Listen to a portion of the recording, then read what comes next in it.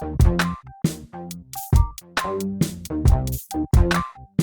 here with the Digital Digest, and today I wanted to share my full review, the digitally digested segment, for the Sigma 14 to 24mm f2.8 DG lens for Sony full-frame E-mount cameras. Now, this directly competes with the G Master that I covered earlier this year, but it's basically around half of the price. And many of you out there may be scratching your heads and saying, why would you consider it? Well, I'll tell you to stop. And that's because, in my opinion, this lens stands right up to the G Master and will save you a lot of money. So I now thankfully have the pleasure of testing more and more Sigma products, and this is one of my favorites. I've also been reviewing the 100 to 400mm lens for full frame E-mount glass, or cameras rather, and they both are very good, but this one is my favorite, and that's because, again, I'm an ultra-wide shooter. Those of you that follow my channel know that I love it. Architectural shots, landscape. I mean, I just like being able to get as much in frame as possible with as little distortion as possible, and this lens does exactly that. Now, some will argue that the G Master is better, and you know what? For 3,000 bucks, it better be. But I can tell you firsthand from using both of the lenses that I really don't see any reason to spend the extra coin on the G Master unless you just want to stay Sony native. And that's because everything that I've shot with this has been stellar.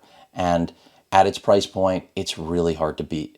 In terms of limitations or things that might be challenging about it, the actual lens element, the front element, it is bulbous, it does protrude, and that's the same exact thing you'll get out of the G Master. So I really don't see an issue with that at all. Right now, believe it or not, this is my favorite piece of glass. I have been waiting for something like this, and I'm just glad that I finally got it in my hands from Sigma for review. It's been a while, but I've been incredibly busy, and I'm glad that I got a chance to use it because I'm pretty sure this is going to be the next addition to my lens lineup for my full-frame E-mount bodies, which granted are only the A7R4 that I primarily shot with it, but I also used it on my A7R2, and it's very well balanced, very well made. As I mentioned, nearly zero distortion. I'm not going to say it's a perfect lens. No piece of electronics, let alone glass, is perfect, but it is made in Japan. The build quality is fantastic, and overall performance, I was blown away because, again, this is a little less than half of the price of the G Master alternative, which has been getting so much praise from myself included, up until I finally got to test this out. Of course, you have a focus mode switch on there for manual and auto, as well as a lock button. The focus ring and zoom ring are solid. They're rubber. They're very smooth. The body is metal. It's just a really well-made lens. And as I mentioned, made in Japan. That's something that Sony doesn't even do anymore. Of course, Sigma is a Japanese company, so I'm not shocked. I've been a fan for a long time, but again, I've had to stick with native Sony glass for a long time because, quite frankly, that was the best option. But I'm so glad that Sigma stayed in the game, and they have a lot of good lenses, a lot of new stuff, by the way, which hopefully I'll be getting in for review soon. But this is, without any hesitation, my favorite piece of glass from Sigma right now. And that's not to say the 100 to 400 isn't impressive. It is, but I am particularly interested in this focal range, and with it being as fast as it is, as wide and flexible, I mean, you can really do just about anything with this lens, and that's why I like it, at least from my perspective. So again, I like to shoot wide. This is an ultra wide that is so versatile and, again, well made, and you wouldn't expect it at that price. So some of you, when I call this a value lens, might think I'm nuts because, it's still very expensive. But when you think about the $3,000 competition, it's not so expensive. And excuse the cage and the handle and the microphone, but at the end of the day, I did make this look a lot more bulky than it needs to look. But this is really a magical pairing, the A7R4 with this lens. Now, fortunately, I did not get to test this thoroughly with a little bit with the A7S Mark III when it was in-house, but the little that I did was also excellent. So whether you're shooting video or still, you're not going to be disappointed by the 14 to 24 DG.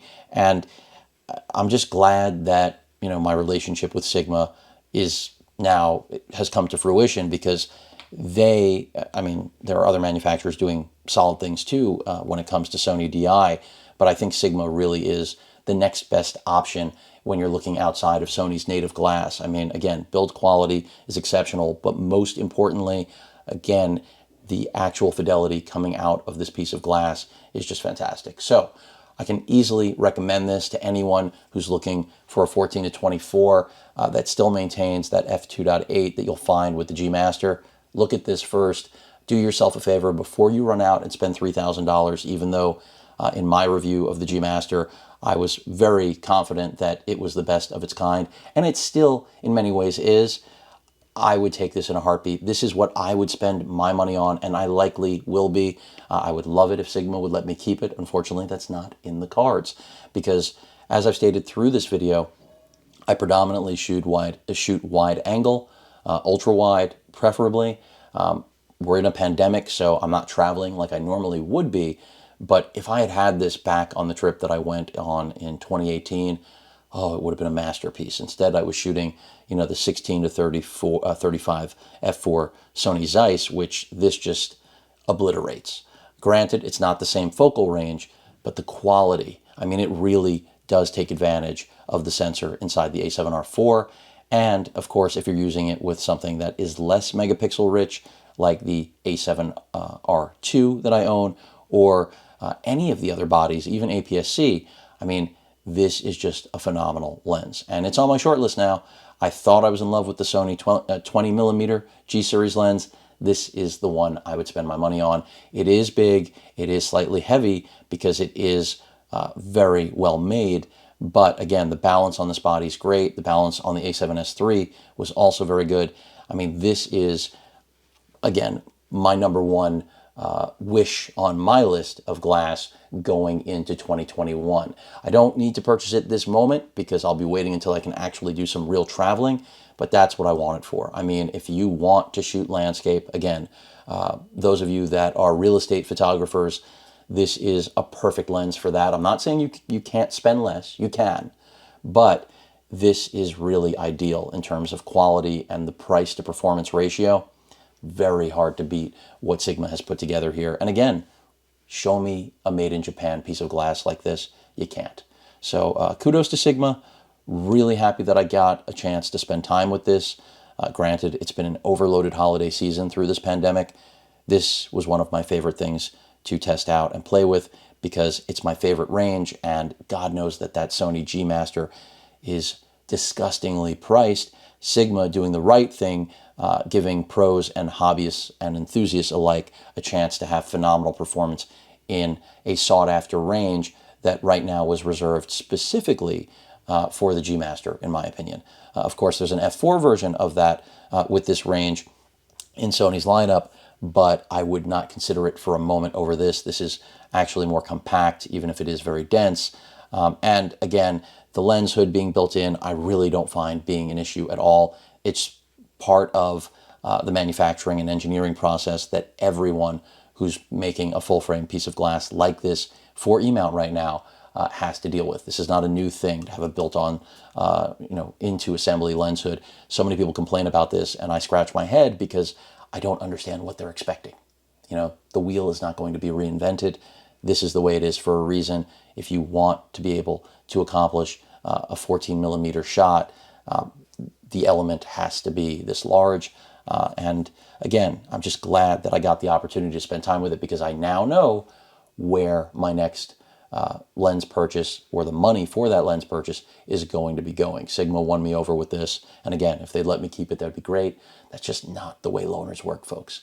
At any rate, I hope you enjoyed the video. I know I didn't provide samples, but I don't give praise like this too often, and it has earned it, and so has Sigma.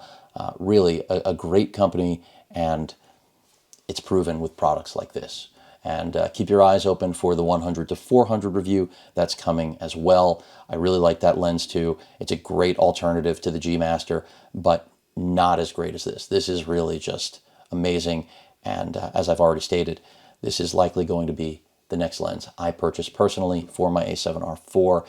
And, Sony's got more cameras around the corner. Hopefully the A7 IV, which I think is going to be incredibly popular. I'm not expecting a new R series until next year, but they do operate generally on 2-year cycles. But that A7 IV is long overdue, even if we are in a pandemic. So again, the Sigma 14 to 24 f2.8 DGDN lens, in my opinion, the best wide-angle, ultra-wide-angle lens for Sony's full-frame E-mount system right now. Better, I'm going to say, than the G Master, just because it undercuts it so steeply and performs so closely to what the G Master is capable of. Any questions or comments about this beast of an ultra-wide-angle zoom, please feel free to post them. Hit that like button, and as usual, please feel free to subscribe, and please stay safe. Later.